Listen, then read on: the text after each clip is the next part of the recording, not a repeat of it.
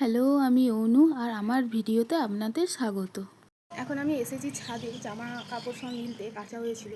তো এত রোদ ছাদটায়, মানে দুদিন ঠান্ডা দিল তো আবার যেই গেছে। আর তার আগে আমি তোমাদের সাথে একটা জিনিস দেখাচ্ছি তোমাদেরকে, মানে যেইটা দেখে আমার প্রতিদিনের সকালে যখন ছাদে উঠি আমার মনটা ভালো হয়ে যায়। দাঁড়াও দেখাচ্ছি, ওয়েট।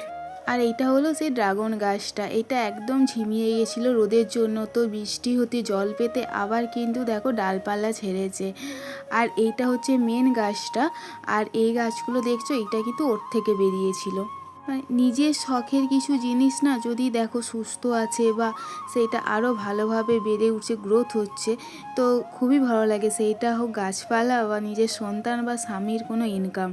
আর এইদিকে আমি মিলে দিলাম জামাগুলো যেগুলো কেচে রেখেছিলাম। আর এখন কখন রোদ দিচ্ছে কখন যে বৃষ্টি হচ্ছে বোঝা মুশকিল।